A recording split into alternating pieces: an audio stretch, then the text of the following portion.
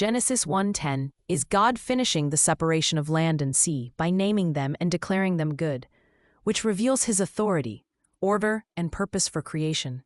It is the second half of what begins in verse 9. First God shapes, then he defines and approves. The verse tells us that God calls the dry land earth and the gathered water arrangement is good.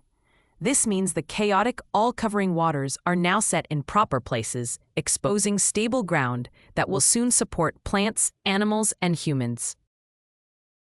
In the Bible, naming is an act of lordship and definition. The one who names has authority over what is called. By naming earth and seas, God shows that land and oceans are not random forces, but parts of his ordered world under his command, with specific boundaries and purposes. This also gives creation identity. Earth is not just dry dirt. It is future human life, agriculture, and history, while seas are the gathered waters with their own role in the balance of creation.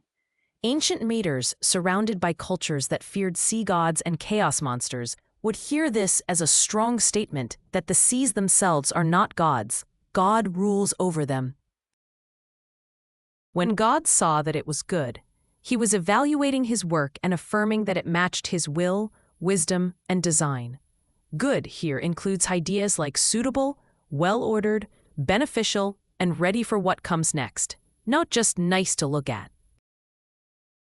This is part of a repeated pattern in Genesis 1. God speaks, creation responds, God evaluates, and then he pronounces it good.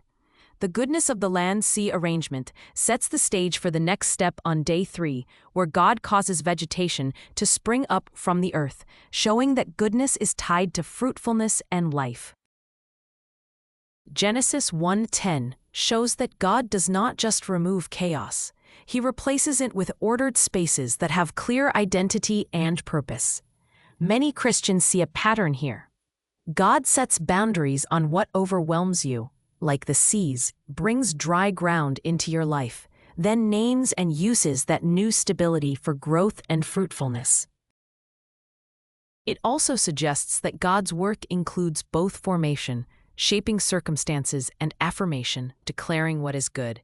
When God calls something good, it is not based on how it feels in the moment, but on how perfectly it fits his wise design and what it will produce in the future.